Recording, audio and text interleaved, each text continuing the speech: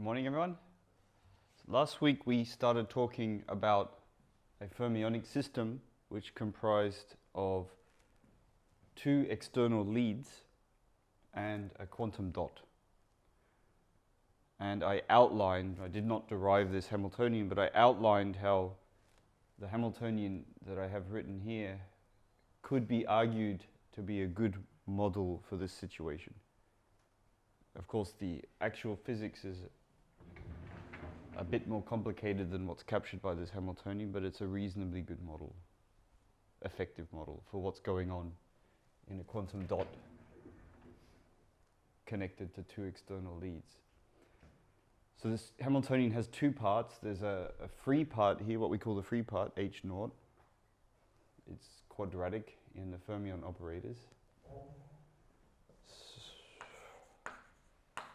So these operators here, this is the mode operator for the source.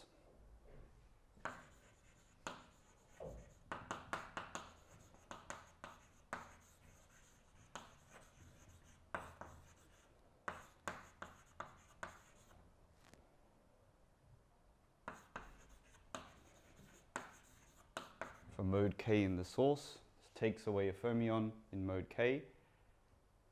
Then we have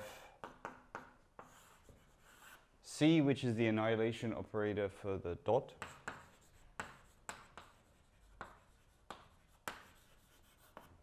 And we assume that the dot supports only one bound state. And then we have the annihilation operator for the drain for the mode labeled by P.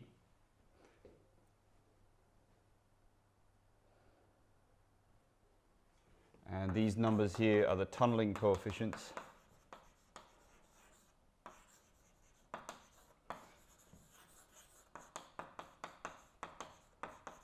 Which are not precisely easy to derive.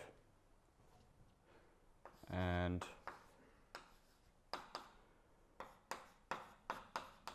these EKs, these are easier to derive. These are the energies of a fermion in mode K.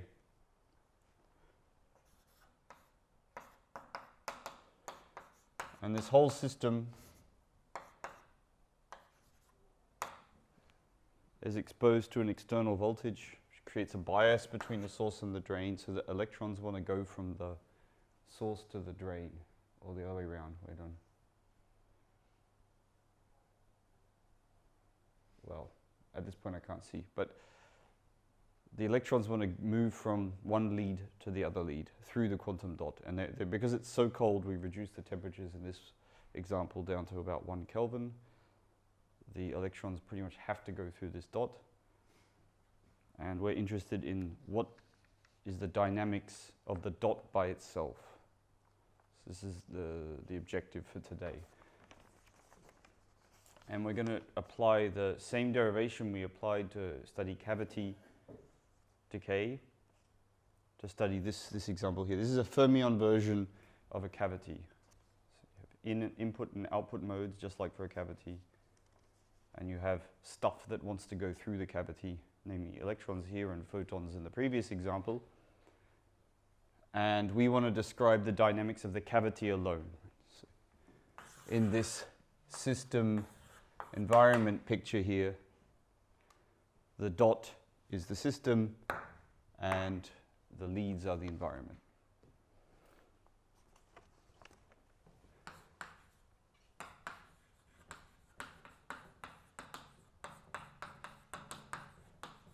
All right, let's go to the interaction picture now and begin to solve the system. Now, as for the cavity emission example, this model is actually exactly solvable because it's quadratic in all the operators. So you only ever see two operators, two fermion annihilation and creation operators at a go. So actually the whole thing is solvable. You can reduce it to a single particle problem. And you might ask, why don't we do this? Well, this example will show us that as long as some extra assumptions are valid for the t, p's, and d's and so on, this is a good enough approximation. So the derivation we're about to do will be an approximation to the exact solution of this model.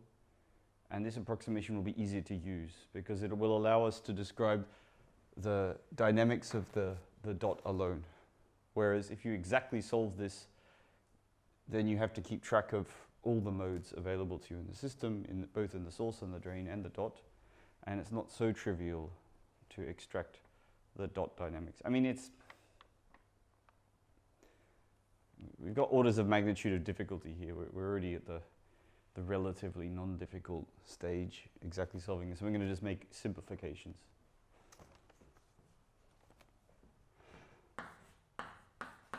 What we're going to do is we're just going to exactly follow the derivation of the Born-Markov master equation that we carried out a couple of lectures ago. Exactly follow it as though these operators were boson operators and see what we get.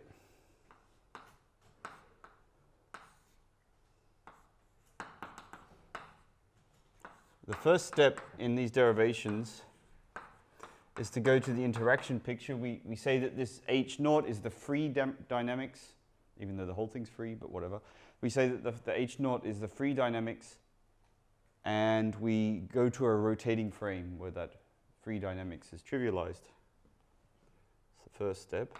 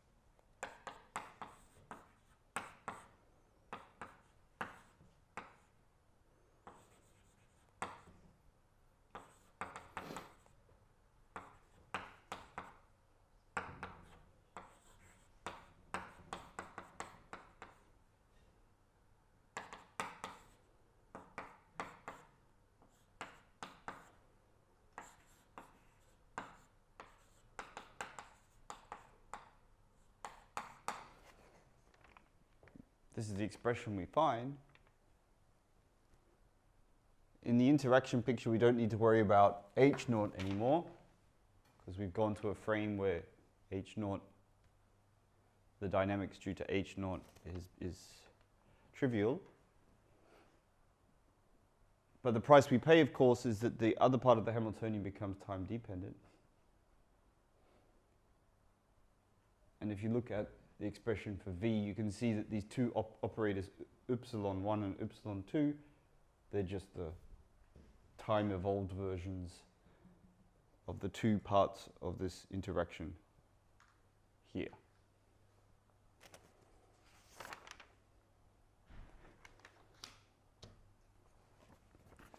And now it's more or less a task of just following this derivation of a couple of lectures ago.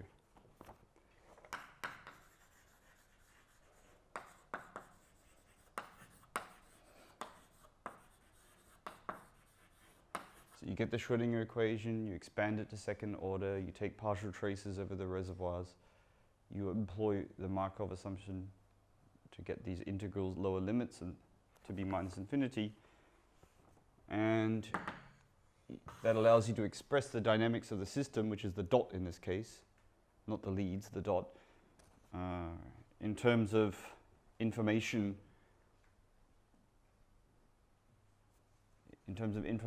that is describable purely in terms of the dot alone.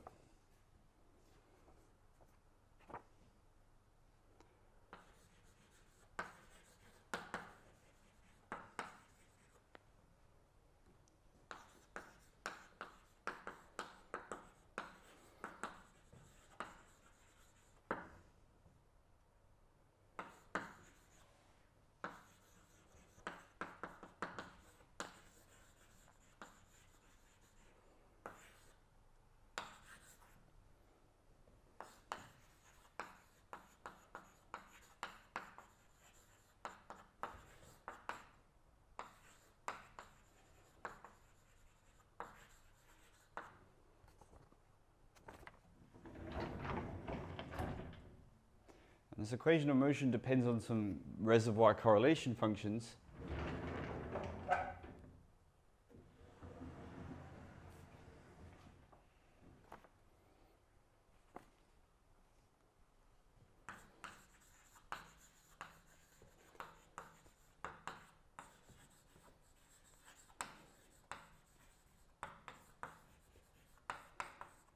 In principle, there's how many are there? A lot, right? There's a lot of correlation functions that could in principle appear when you expand the Schrödinger equation to second order. But there's only two that actually are non-zero.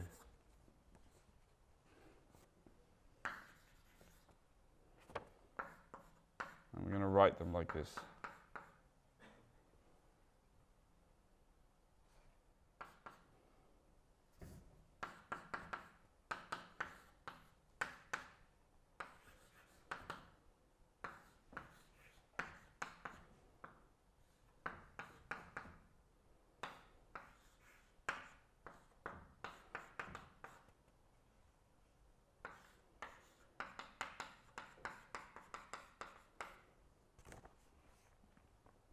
So we've got this subscript n here. N means normal ordered. As you see, the dagger comes before the annihilator there. And we've got another correlation function we need, which is the anti-normal ordered version. This is somewhat new relative to the boson example. This is because fermions can have a Fermi sea.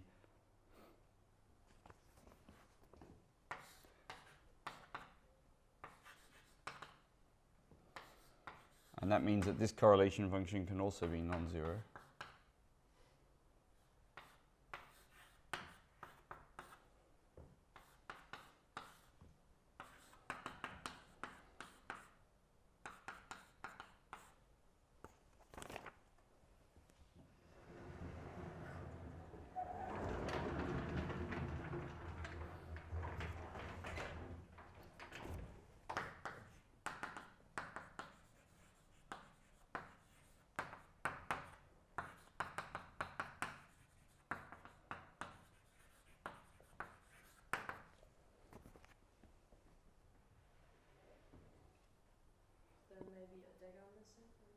Is there a dagger missing? There's definitely a dagger missing on the second line.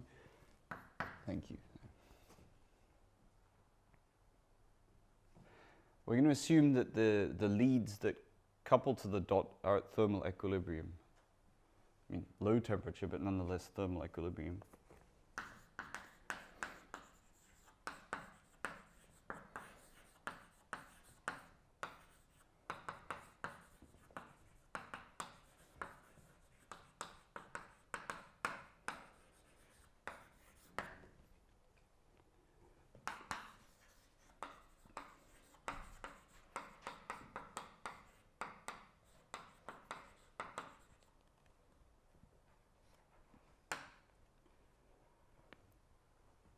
Now, this allows us, as we saw in the exercise class, we can derive the density operator for a fermion system at thermal equilibrium.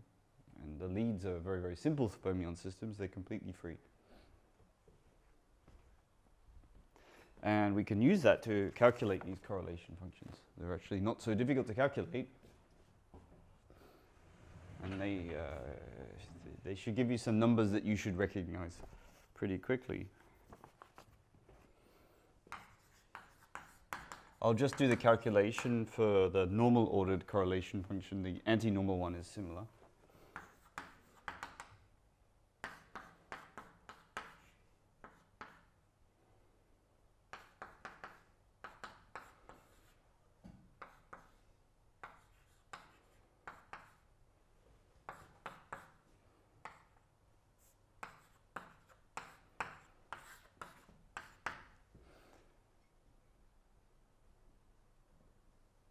So it's a simple matter of just substituting in this this epsilon object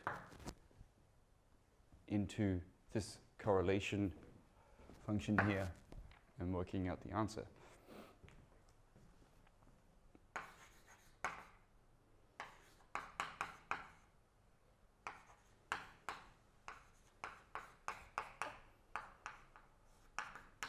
that's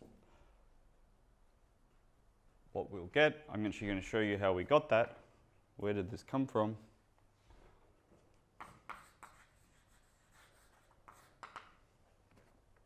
So we've got this n bar object, average number of fermions in mode K in the source.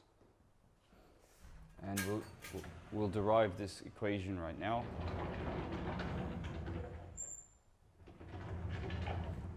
Of course, you have to do this 4 times, right, for the 4 different possible correlators that we need for the derivation. We've got 2 possibilities here, 2 possibilities here. So it's 4 in total you have to do this calculation for, but it's the same calculation over and over again. You just need to pay attention to the minus signs.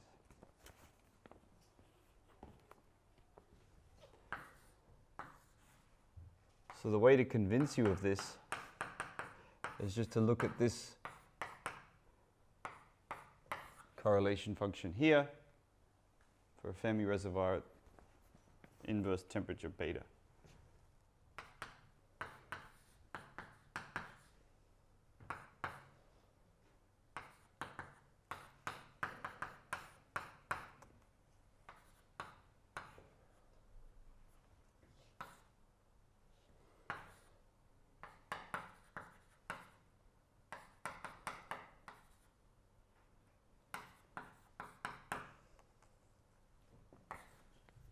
So just straight away substituting in these expressions down here, for the epsilon operators, I've just substituted in that in place of this operator here. Should be a 1 there. And its adjoint in place of this operator here. So we can see we've got tunneling coefficients, they're there. We've got these phase factors here, and we've got some operators here. They're the only things that are really non-trivial. I'll put the operators in. There they are.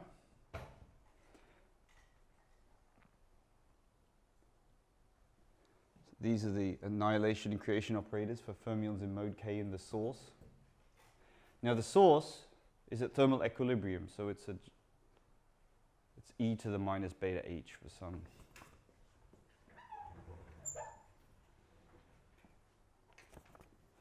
h, but the h is diagonal, right? We've already, if you look at our original model, h naught, we're assuming that the reservoirs are in the thermal equilibrium state for this free model here, and this is already diagonal, so we know what the density operator is. It's just e to the minus beta this, which is just the product across every mode of the thermal state for each fermion oscillator here. So this is a very simple formula, and that, because the system, the reservoir is diagonal by itself in terms of these A's, we already know that this has to be a delta function. There can be no coherence across different modes in the thermal state. And we can just write that as Sk delta K comma L. And that's how we arrive at this formula up there. Simply substituting this expression into this expression here, we already have the desired result. Well, I'll do one extra line.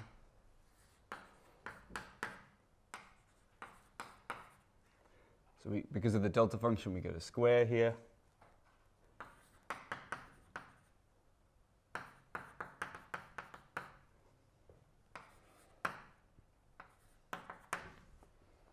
And that is the part that corresponds to the part outside of the integral sign. And the other 3 correlation functions have exactly the same derivations.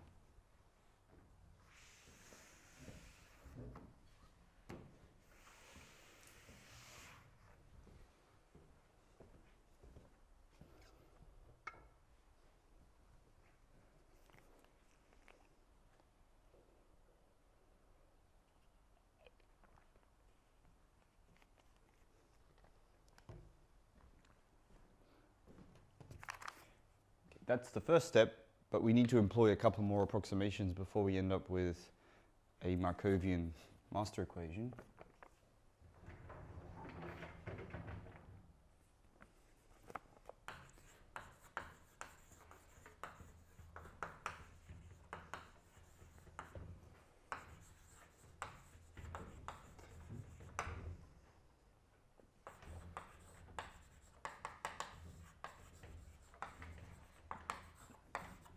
So this next step in the derivation of our equation of motion, we have to assume that the reservoir has lots of energy levels and that they're closely spaced.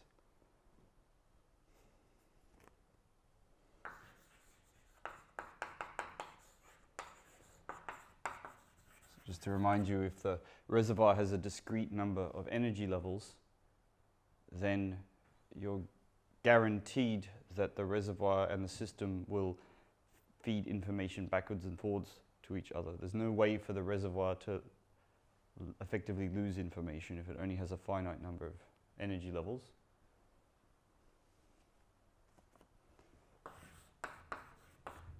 So these approximations only ever work when reservoirs are very, very large.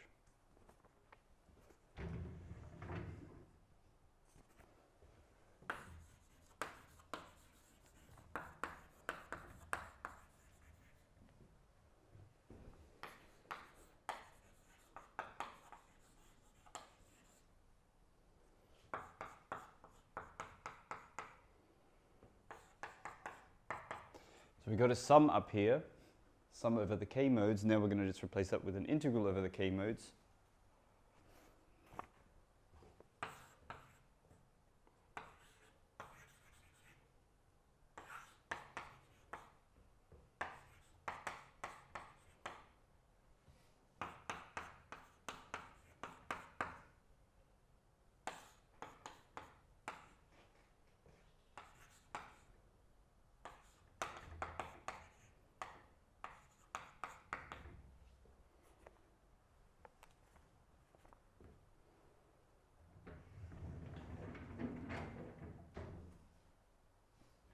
So if rho omega was just a bunch of delta functions, we would immediately obtain our previous expression.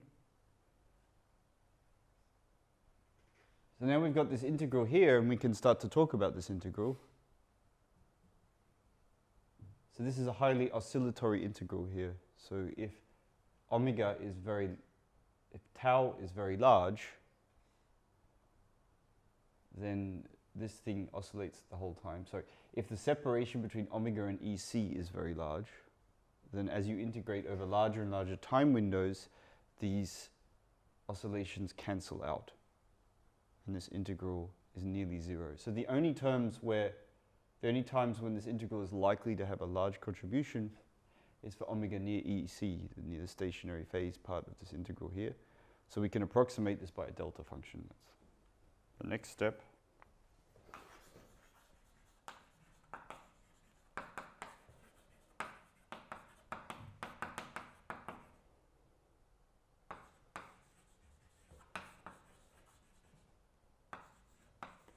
So only frequencies near the energy of the dot matter.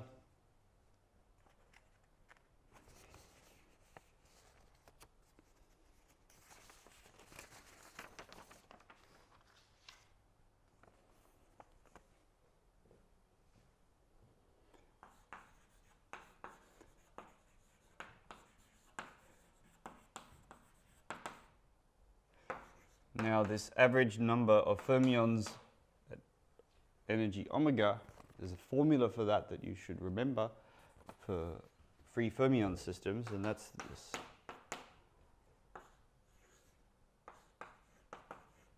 Expression here.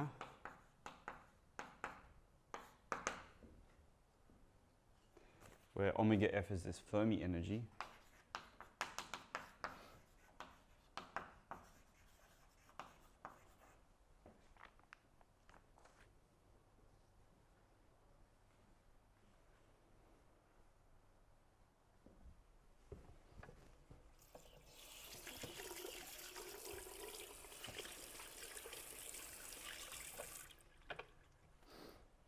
So the reservoir has all its modes filled up to the Fermi energy at zero temperature. At finite temperature, a couple of the modes below the Fermi energy are depleted and a couple above are occupied. Smooths out this Fermi seed picture.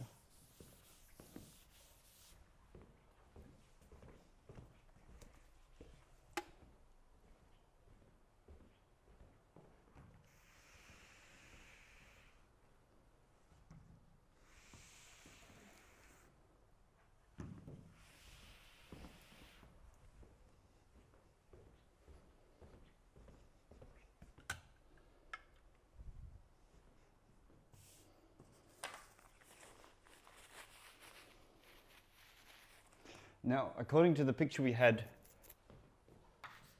last week, we assume that the energy of the dot is less than the Fermi energy of the source.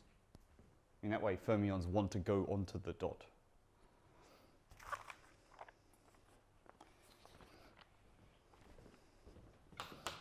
And that's all thanks to this bias that we've applied. And we're going to assume that the temperature is small, like really small.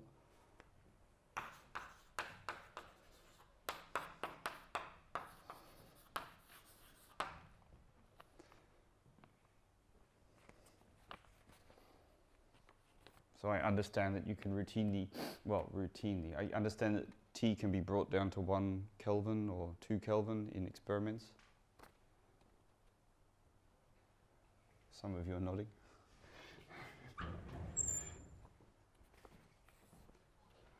And that means that the average occupation of the reservoir below the Fermi energy is basically 1, right?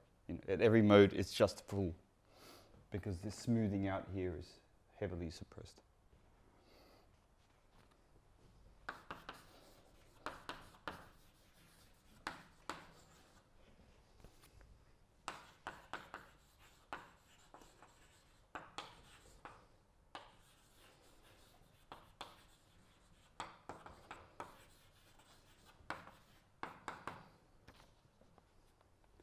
And now we're going to make this Markov approximation where we replace this lower limit here with minus infinity.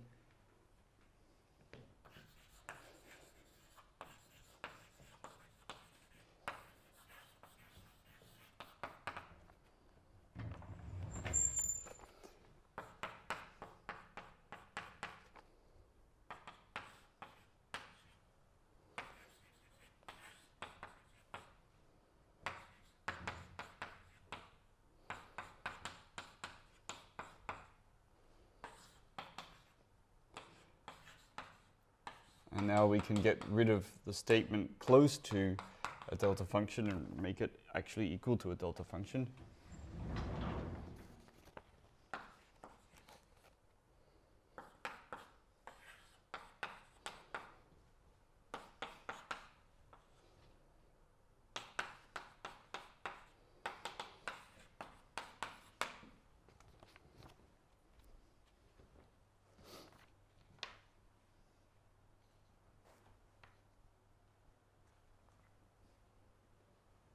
So all this discussion just tells us that we can replace this correlation function with a number gamma L over 2.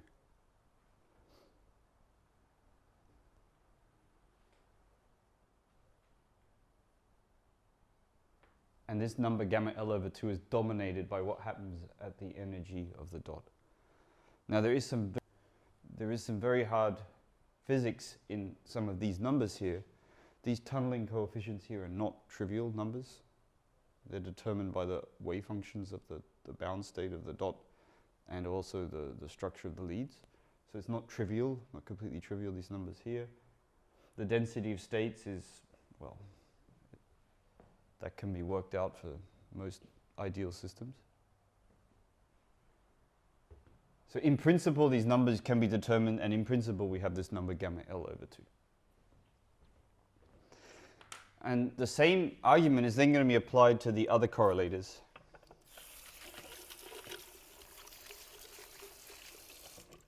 I won't do it here. You can repeat exactly what I did for all the other correlation functions. there's just going to be minus signs in different places.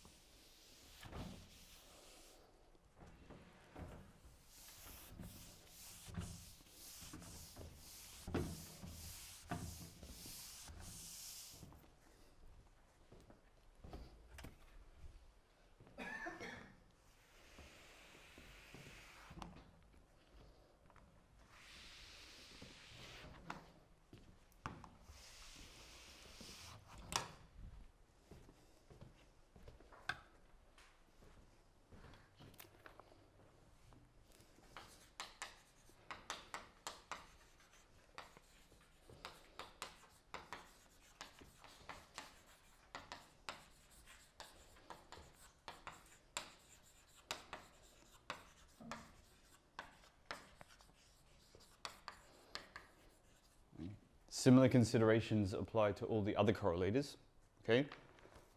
You'll get numbers that look like gamma L over 2. And then exercise, right? Just as the last assignment was to rederive the cavity decay equation, you have another exercise which is to derive the equation of motion for the cavity in this case, which is the quantum dot. But you just follow steps 1 through 6 or 1 through 5, I forget the numbering I used, of several lectures ago, replacing all the Bath correlators where they appear with gamma L's over 2 and gamma R's over 2, where it'll be obvious from the context what that means.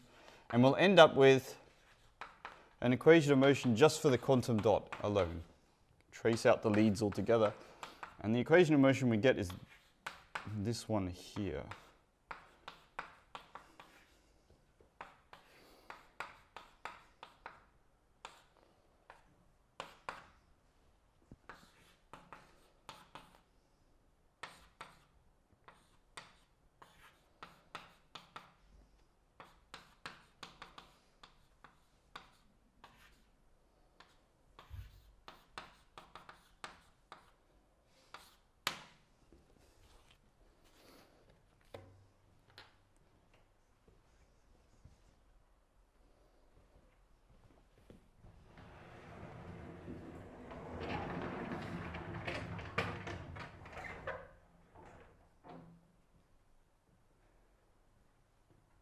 So rho is now the state of just the dot, right?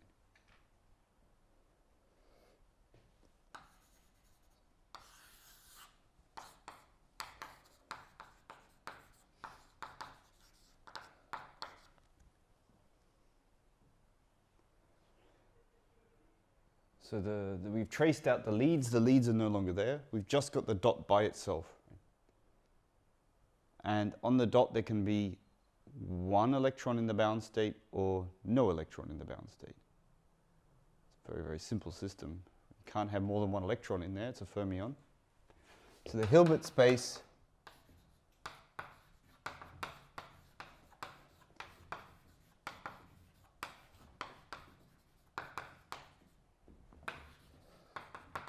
is none other, the Hilbert space for the quantum dot is none other than C2.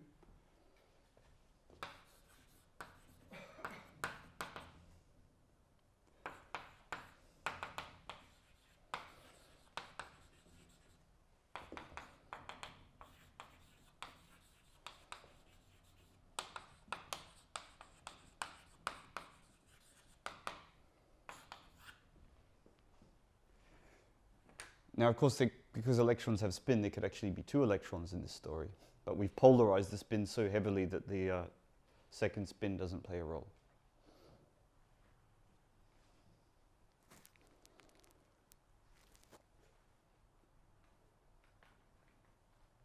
So this is our simplest equation yet. It's even simpler than the one we had for the two-level system, the first master equation we considered. It's simpler because there's states that the system can never enter, right? You can never have a superposition of an electron and no electrons, thanks to superselection rules.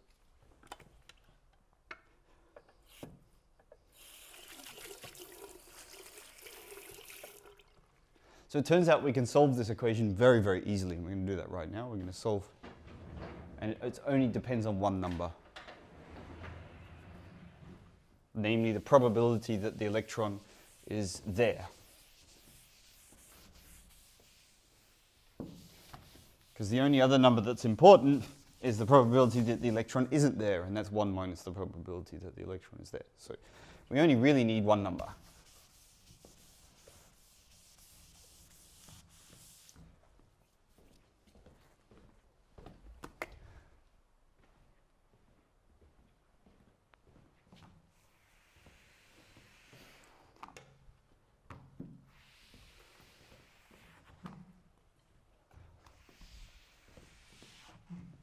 Things get much more interesting when you have more bound states or when you have more dots that can interact with each other. But this simple case here already describes a lot that's interesting. So let's go ahead and solve this equation.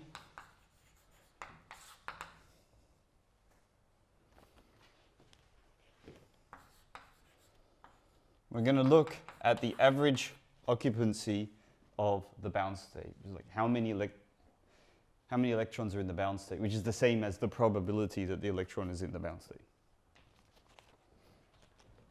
Oops, I don't need to put a row there.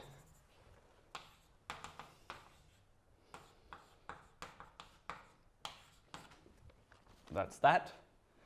And let's just differentiate this and hope for the best.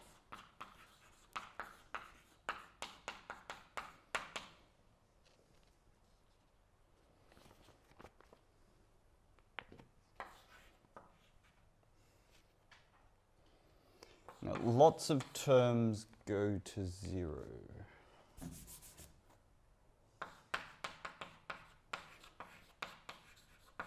Okay, at step 1, we differentiate the left-hand side, which goes straight past the operators here and applies to the density operator of the dot. But we know what that is, right? We have an equation for that. It's this equation up here. Let's call this equation star star.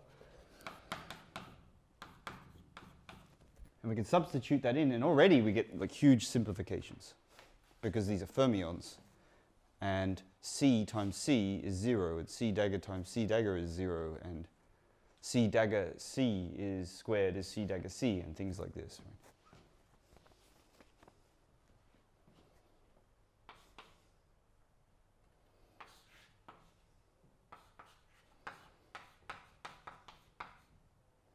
And you can use the cyclic rule of trace. Okay, I'm beginning to write out this equation here. I've just written in the first term. Now the second term, what happens to that? Well, it's instantly 0. Because we've got C times by C, that's 0. It's gone. And in the third term, that's also 0. Because if you use the cyclic rule of trace, this C dagger will come around, hit this C dagger, and that's 0 straight away. So there's a lot that's just straight out 0. In fact, of the first line, only one term survives. And it also in the second line, only one term survives.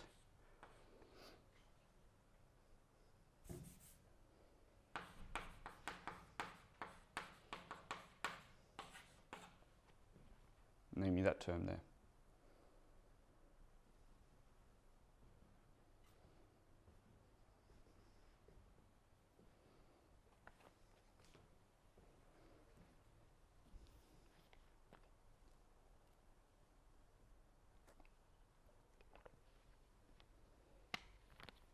Now we can use anti-commutation relations to make that thing simpler, yet again, until there's really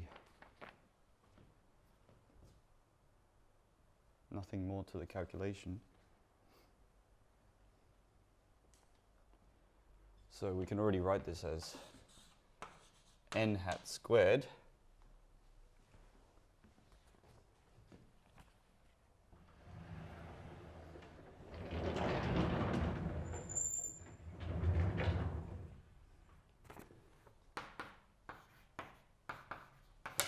Now use the cyclic rule of trace to bring that round there, And then what you see is this other term is 1 minus n hat squared.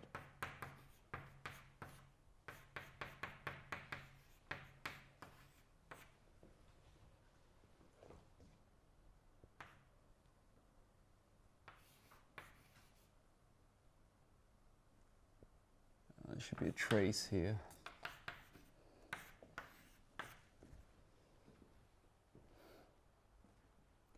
Now for fermions, we know something about the number operator. The number operator squared is itself a gain. You can check that from the anti-commutation relations. That's just a reminder.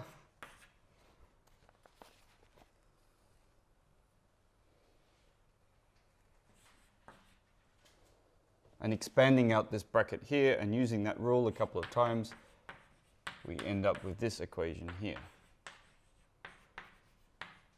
for the average number of fermions on the quantum dot.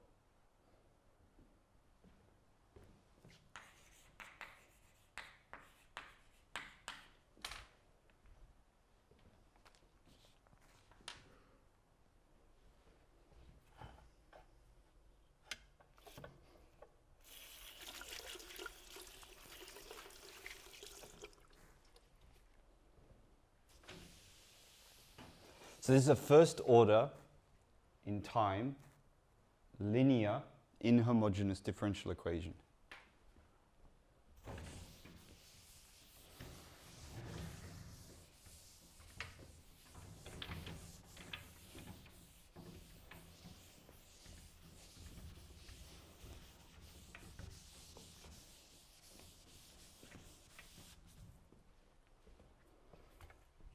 Now I know you've all solved equations like this before.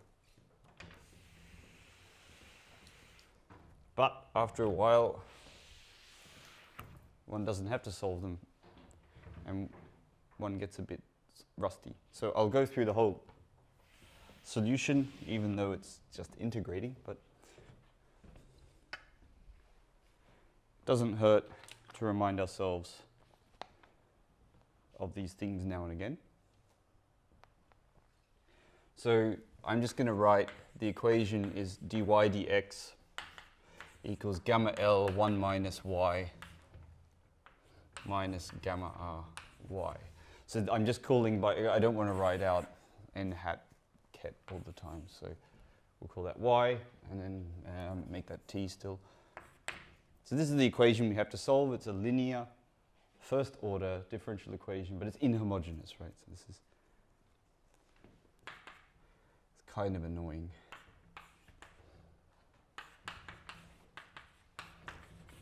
This part you can solve, yeah. But then you've got this inhomogeneous bit here.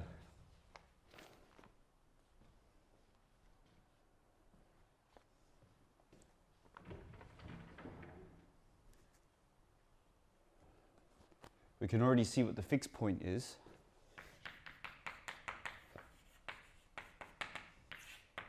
That's when the left-hand side doesn't change anymore. That's the equilibrium point.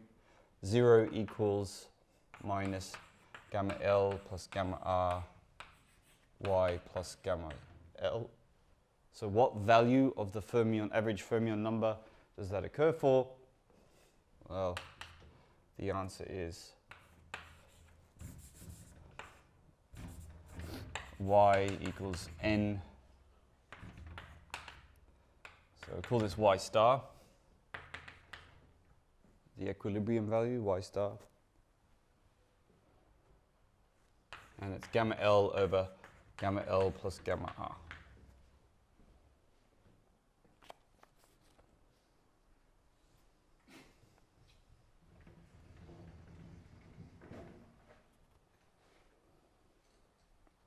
And that actually is the solution .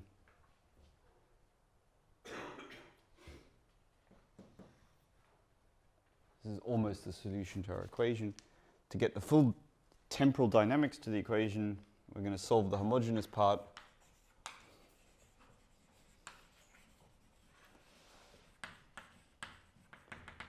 That's just this thing.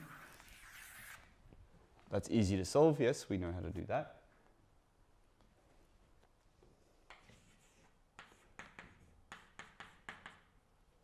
some constant times by e to the minus gamma L plus gamma R. It's a function of time.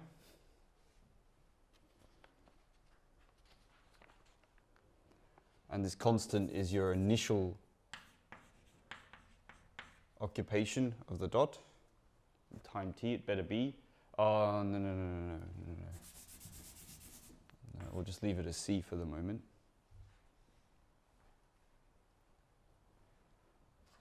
And, well, we know what the fixed point is, so we actually know the full solution. We just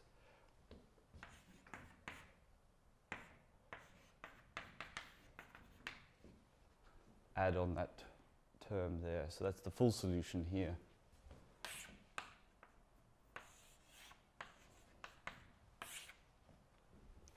So the full solution is the homogeneous part plus the fixed point in this case.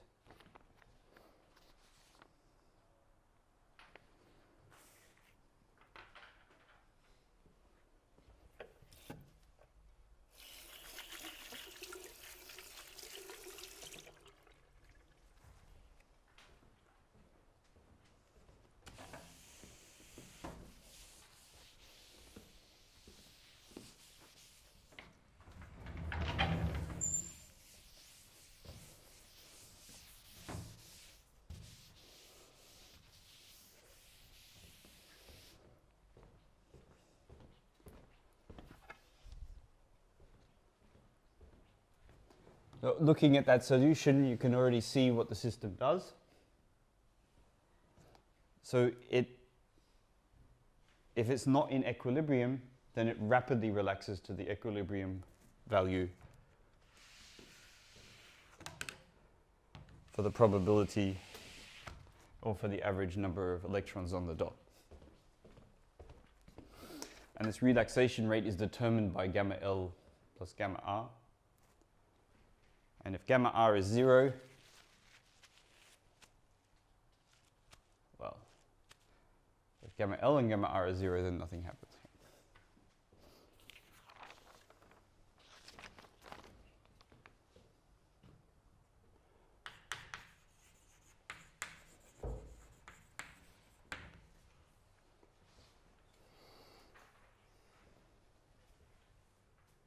So for the full solution, we need the boundary conditions. Like what did we start with?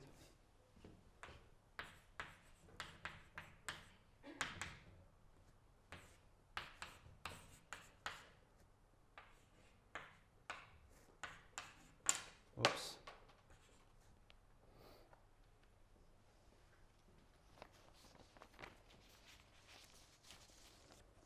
And that tells us what C has to be.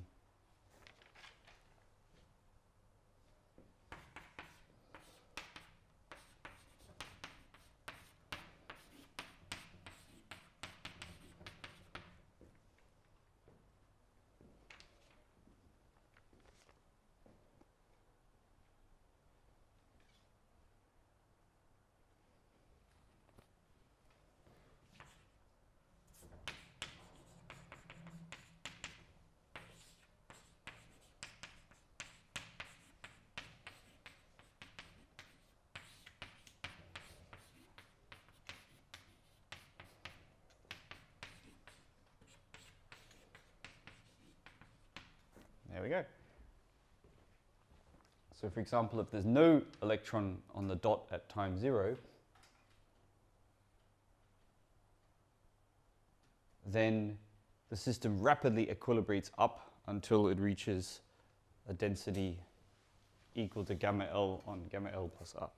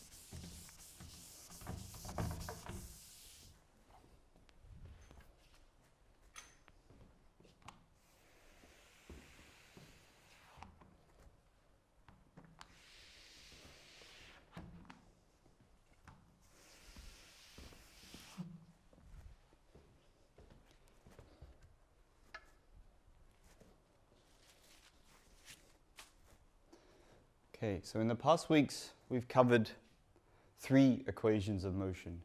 We've derived an equation of motion for a 2-level atom, subject to spontaneous decay. We've covered the equation of motion for an optical cavity, subject to decay into some output modes. And we've covered a fermion version of the optical cavity. And in each case, we've ended up with an equation of motion, which I've erased, which has a very special form. No, I've erased the equation of motion, but we've written it down multiple times now. It's first order in time equation of motion for the density operator, and you see various system operators on the left and right hand side of the density operator. So the typical equations of motion we end up with for the system alone look like equations of motion like this, where this calligraphic D is this second order operator in A.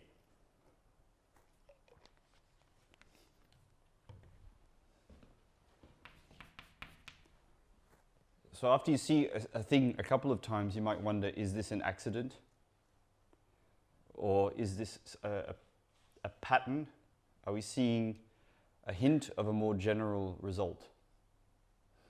And the answer in this case is that we're seeing a hint of a more general result, namely when you want to describe the dynamics, the non-unitary dynamics of a system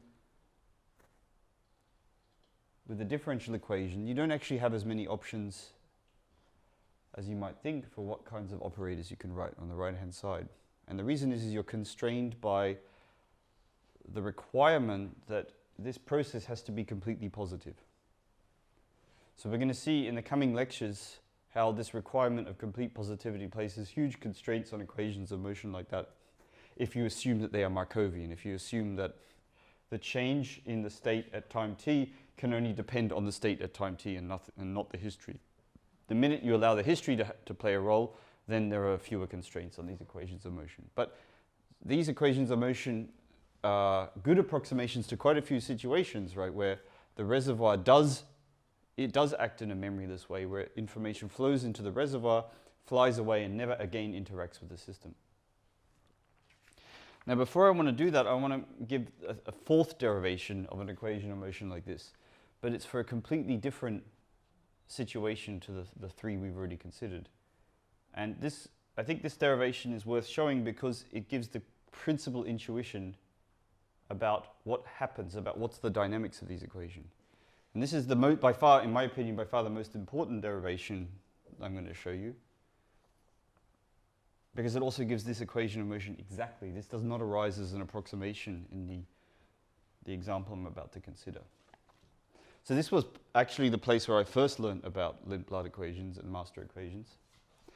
And I can give you no better reference than the original paper itself. It's still very readable today.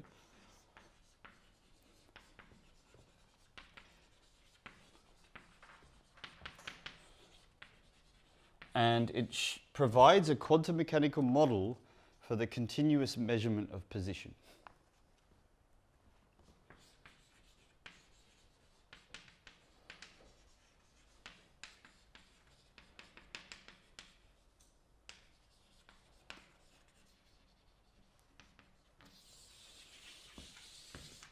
So this is the paper we're going to discuss in this and the following lecture.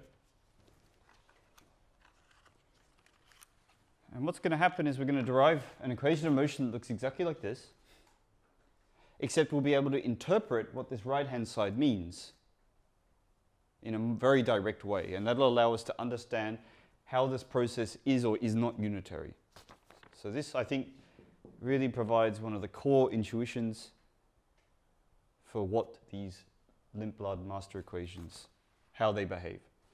So I give you the reference. It's by Caves and Milburn.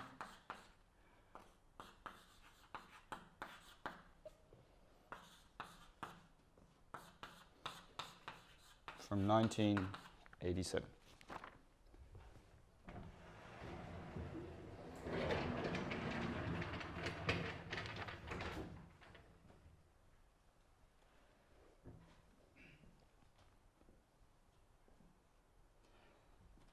So in it, they describe a model for how a system might be subjected to multiple measurements of position.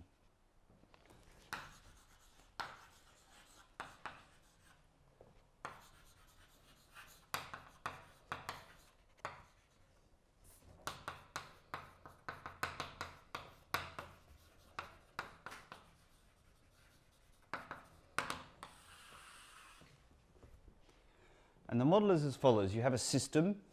It's like a particle in a harmonic oscillator, or a particle on the line, or just some system. And the system is isolated from the environment, except at certain times when we measure the system. Just make a measurement of what state it's in. But we don't, of course, we can't measure what state it's in. We have to do a process and describe that process by a completely positive map. And we repeat this process of interacting our system with a measurement device. We do this n times. And then we see what's the state of the system after we've done this measurement process n times. So the picture that we have in mind is you have a meter or a gauge.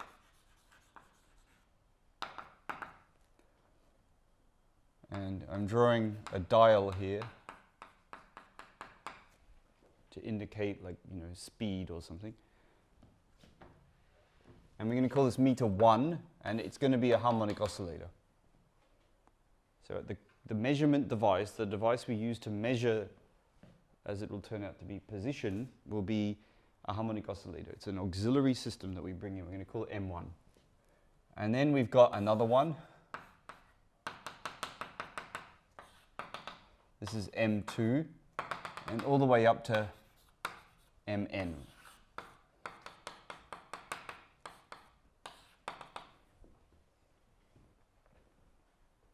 And then underneath all this, or beside this, we have our system.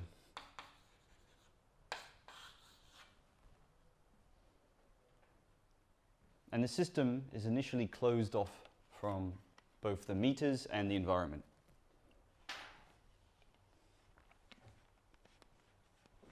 And then at time t0, we interact the system with the first meter to get some information about the system.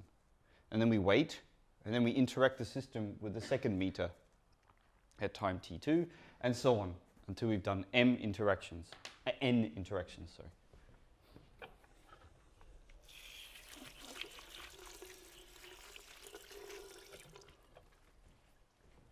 And this is not such a bad model for how we do experiments.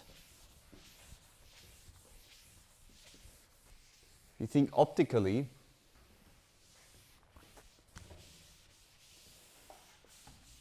have some cavity, it's in some state, the cavity is the system, make it, say, perfect cavity, so nothing gets in or out. And then at T1 you somehow modulate or you interrogate the cavity. You do some interaction with the cavity, you try and you interact with the mode in the cavity with some measuring device. And then you close the cavity off again and you wait, and then you interrogate it again at T2 and so on. And then you look at these meters or these measuring devices and you see what result you got. And you get a sequence of random numbers, most likely.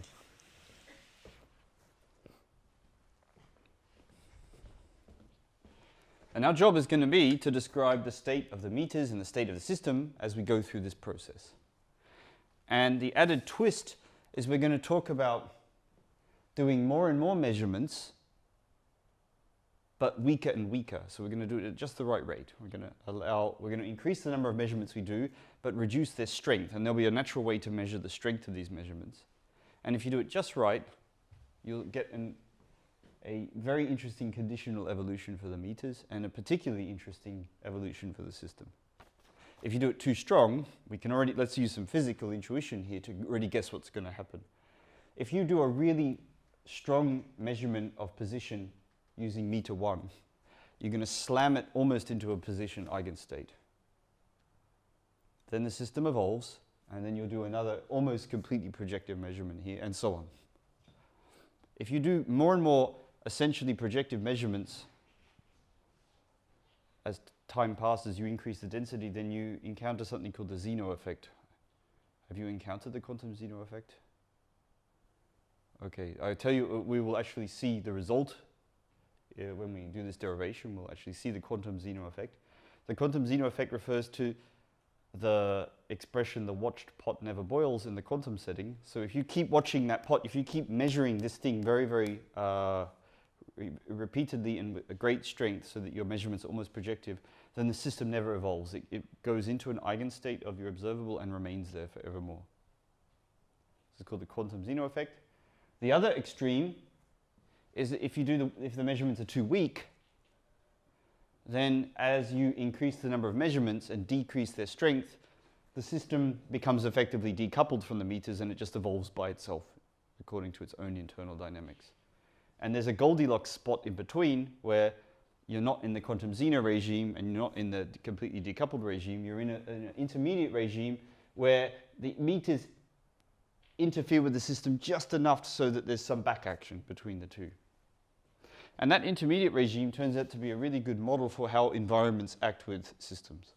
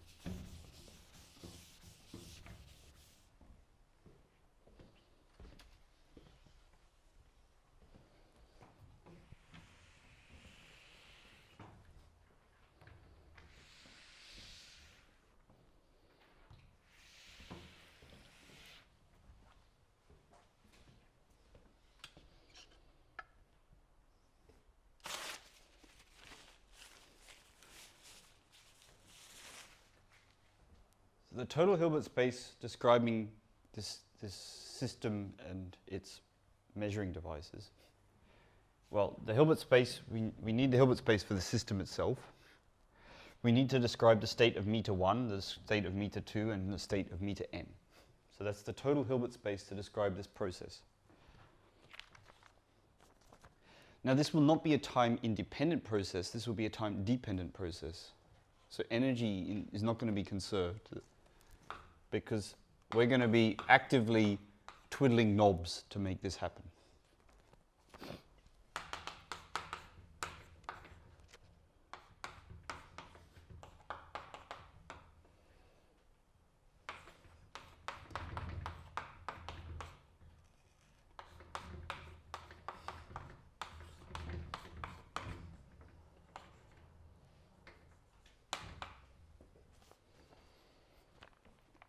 And this is how we're going to describe the measurement process.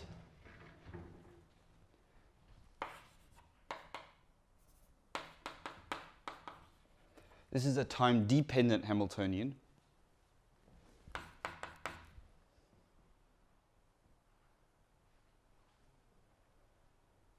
The way it works is you take your system, allow it to evolve according to its natural Hamiltonian, and then at instance j times tau, we instantaneously interact the system with the meter according to this interaction here. Now, have you met von Neumann's measurement prescription for measuring a Hermitian operator? Okay, so this looks unmotivated then. So I'll just spend a couple of words on why that interaction and not any other.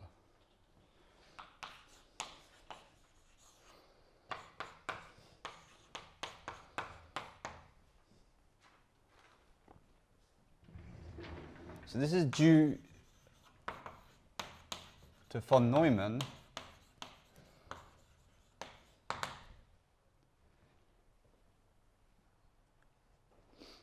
and the idea is that if you want to describe a measurement of a Hermitian operator, right, you know, Hermitian operators are observables, right? So they're meant to be observable. So there's meant to be a measuring device which corresponds to measuring this Hermitian operator. That measuring device should presumably obey the laws of quantum mechanics, so it should have a Hamiltonian associated with it. And von Neumann realized that the right Hamiltonian to associate with it, well, one Hamiltonian you could associate to a device which measures observable x is one which interacts the system with an external meter according to this interaction here. And I'll run through the derivation of that and why this works.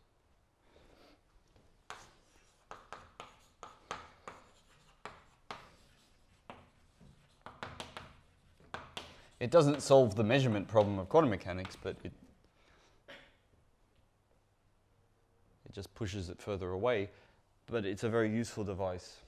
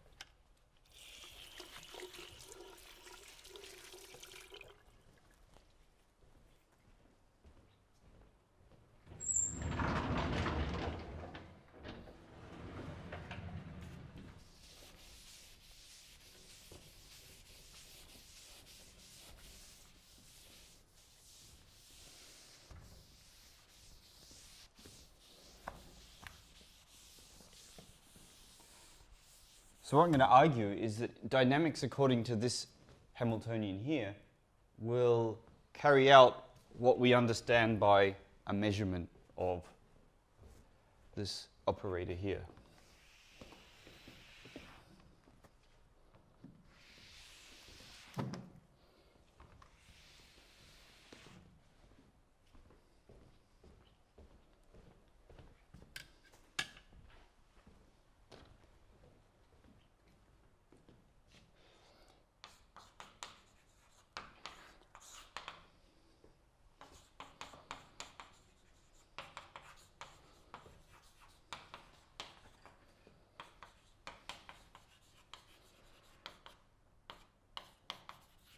So at time t equals 0, we're going to set up, this is all a parenthetic remark by the way, what I'm saying from this moment onwards has nothing to do with this object up to here, this multiple meter setting.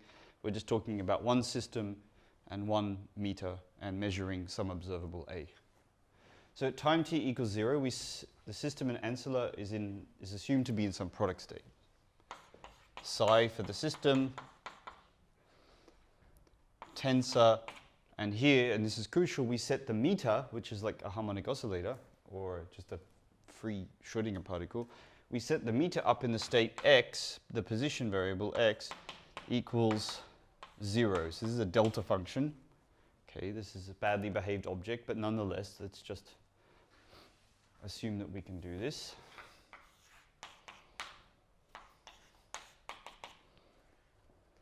And I'm going to argue that if you evolve the system plus meter, system plus ancilla, according to this Hamiltonian here, that will effectively carry out a measurement of the observable A on the system.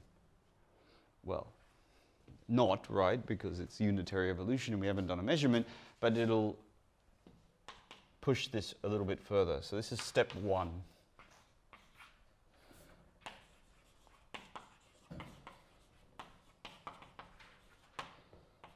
So the next step is to evolve for a time tau according to this interaction.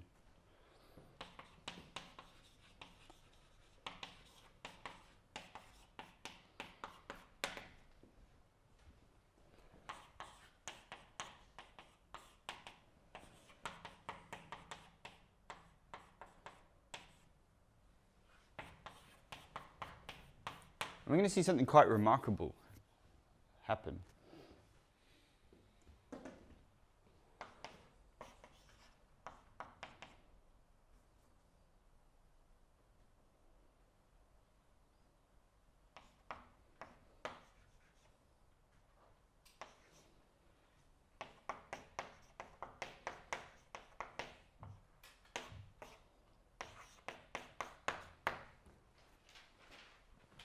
First, we just write the spectral decomposition of this observable A in terms of its eigenvalues and eigenvectors.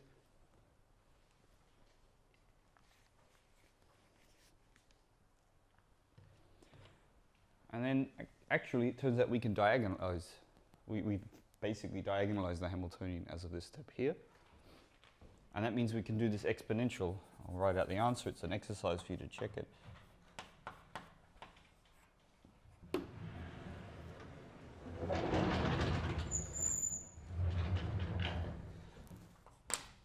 So we can do this exponential. It's one of those rare cases where we can solve something.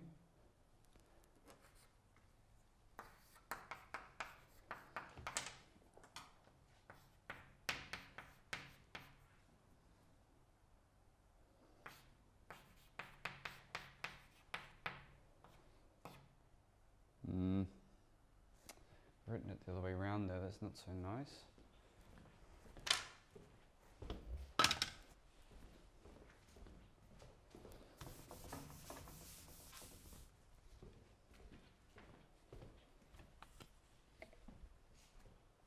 You can exponentiate that Hamiltonian, work it out, and you get this really cool result. That, no.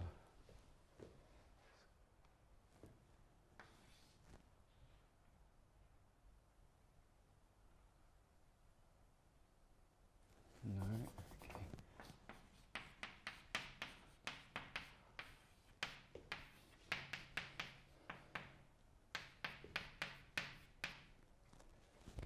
If you exponentiate e to the minus I ht, this Hamiltonian here, the claim is you get this operator here.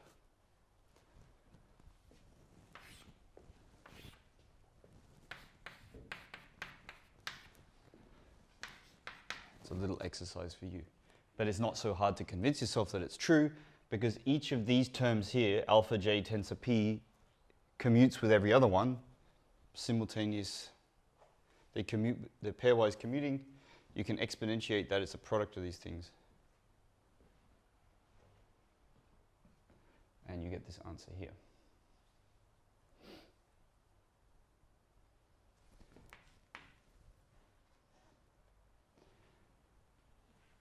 And now the next step is the interesting one. When you substitute in psi cis x equals 0 into here and apply this operator to it, you get the following posterior state.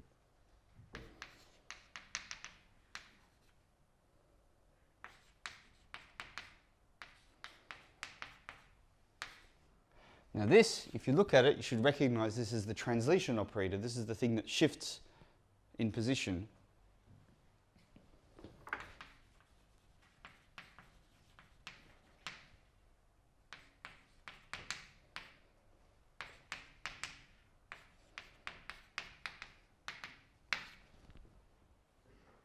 So the state after the interaction is an entangled state between the system and the meter.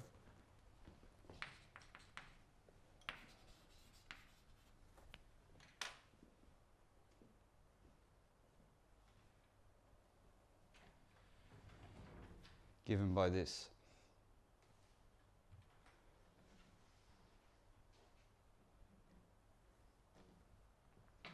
So we also call this the pointer. Right?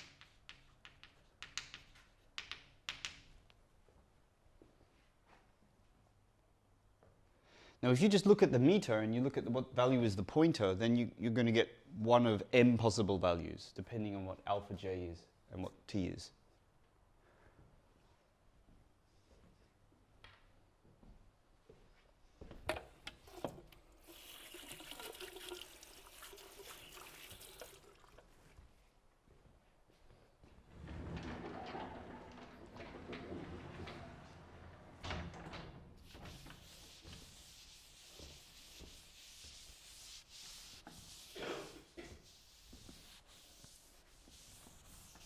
So the system is initially in a product state.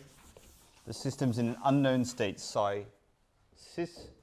It evolves according to this interaction, which is modeling our measurement process. It becomes entangled with a meter. Now the meter has some information about the system.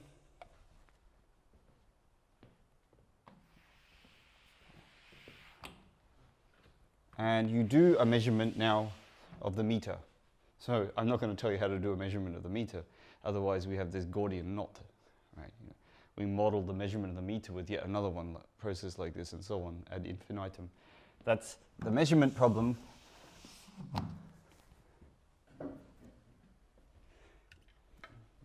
We just measure the meter, and that we get one of m possible outcomes, right?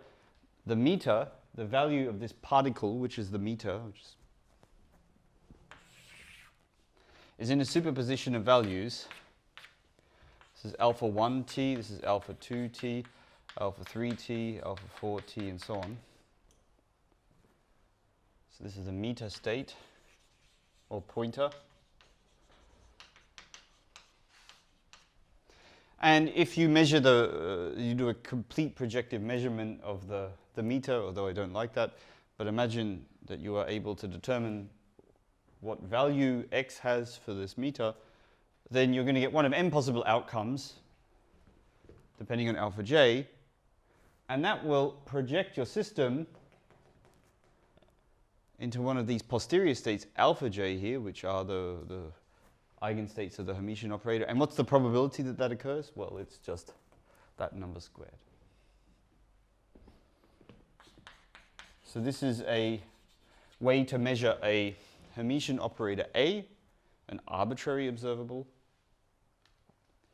by reducing the problem, if you like, to measuring a single harmonic oscillator or a single free particle. So where are we at? I just got ahead of myself a little. That's step 2. So step 3, measure the meter or the pointer. You get outcome x equals alpha jt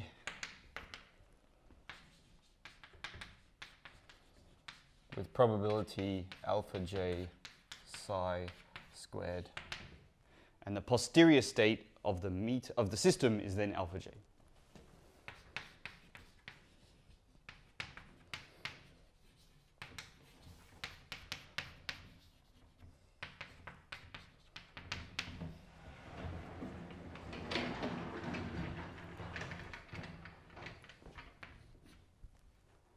So if you're an experimentalist and a theorist says to you, just go away and measure this Hermitian operator A, then you don't look through the catalog to buy the A observable measurer.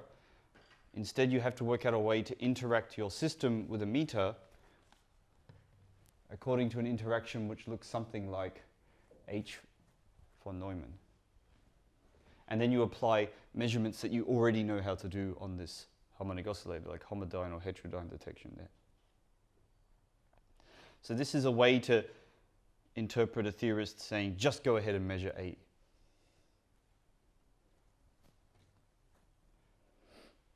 And you can see, this is the end of the parenthesis here. So this is von Neumann's prescription to measure a Hermitian observable A.